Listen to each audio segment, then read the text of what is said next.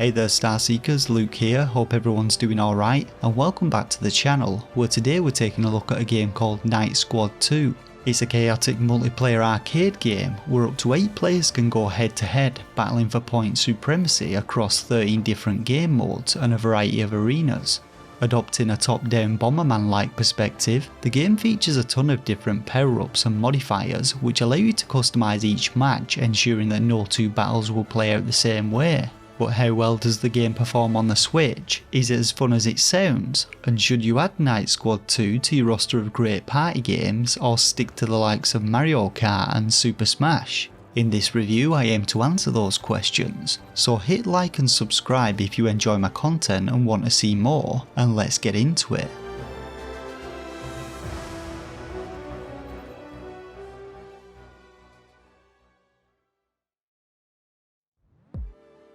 So I'll start by saying that I won't be giving Night Squad 2 a rating in this review, simply because I wasn't able to test out the online multiplayer side of things. While the game is set to feature cross-platform multiplayer and I was able to connect to the servers, it appears that connecting to other players is not yet possible, and I assume this will go live when the game releases on the 14th of April. Setting the online multiplayer aside, I was able to play local games with a full party of 7 bots, so I'm going to be covering off every available game mode in this review, giving you my opinions on them and letting you know of any issues that I encountered with the game. So we'll start by taking a look at the Nights menu, which features all of the playable characters in the game, and while each of them has their own little backstory and unique appearance, it's only really the colour schemes that are visible when playing matches. In addition to the 8 standard characters, there are a bunch of unlockable characters obtained by completing specific challenges, one of which requires you to enter the Konami code at the game's main menu, and while you can also unlock a new sword with each character by defeating 1,000 opponents in the arena, like the characters themselves, I don't think this has any impact on gameplay and is merely a cosmetic effect for bragging rights. Getting into the local multiplayer then, you first get to select how many players will be participating, and each player gets to pick a knight from the available roster. One thing that I thought was pretty cool about Night Squad 2 is that it allows up to 8 players locally, and the game's control scheme is so simple that each player only needs a single Joy-Con to play. Now once everybody is ready, you then get to select between 2 different game modes. Tourney mode features a series of random games with players either grouping up in 2 teams of 4, as duos, or as solo players in free-for-all, and each game mode won earns the player a crown, with 3 crowns required to win the tournament. Tourney mode is great if you don't want to manually select and customise each match that you play, but unfortunately you can't switch bots off, though you can select from 4 different bot difficulty levels. Now if you do want to play through the game modes one at a time, selecting Simple Match instead of Tourney will take you to the Pick a Fight menu, where you can pick from any of the game's 13 game modes and customise each match to your heart's content by heading into the Variants menu. Here you can set the bot difficulty, though once again you can't turn off bots and must play with 8 players at all times, which to me was a bit of an odd design choice, as it doesn't allow you to have one-on-one matchups or play with only human players. The next option in this menu are the match modifiers, which include things like slippery arena floors and exploding corpses, as well as random item spawns, which hide the identity of pickups which spawn in arenas, and the rate at which they actually spawn can be set with the next option. After this, you then get to select which weapon you want characters to start games with, and by default this will be the sword, but there are plenty of other weapons available in the game which come in both melee and ranged formats. Collecting a weapon pickup in game will instantly switch out your current weapon, and collecting additional weapons of the same type will also level up your weapon, improving its effects, such as increasing the range of your sword swipes, making your bow shoot 3 arrows instead of 1,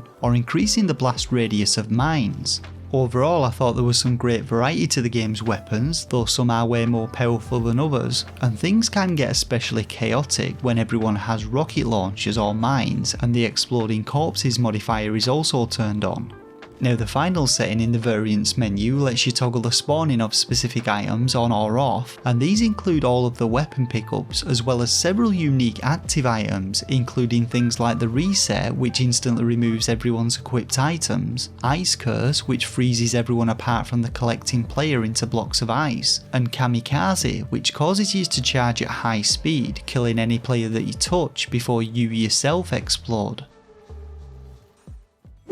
So we've covered off all of the match modifiers, so now let's take a look at each of the available game modes. Now each of the 13 game modes offers a unique objective for players to achieve in order to win the match, and while many games can be played in either free-for-all, duos or squad modes, there are a few modes which are limited to either free-for-all or squad-based gameplay. Starting things off simple then, we have Battle Royale mode, which is a last man standing game mode where each player has a single life and the last player or team alive wins the round. It's worth noting that for each game mode there are also 4 different arenas, each containing their own unique layouts and stage features, and arena layouts also change depending on whether you select free for all, duos or squads. To unlock each new arena type, you must first play and win a match in the previous arena, which I have to admit is a bit of a pain if you're playing the game on your own.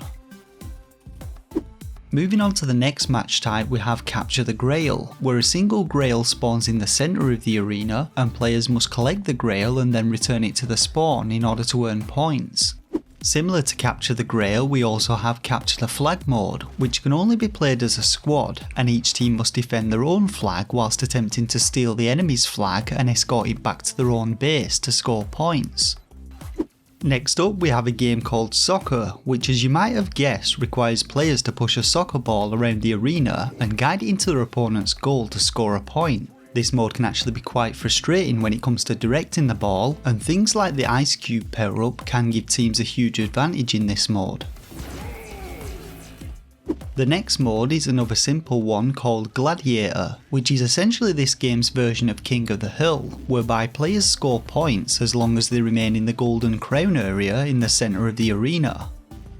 Moving on, we have another mode influenced by Call of Duty called Juggernaut. This is a free-for-all only mode whereby players must kill each other to earn points, but a single Juggernaut pickup spawns at the centre of the arena, which equips the player with a powerful minigun. Juggernaut remains active for as long as the player remains alive, and the pickup is dropped on death, giving other players the opportunity to grab it.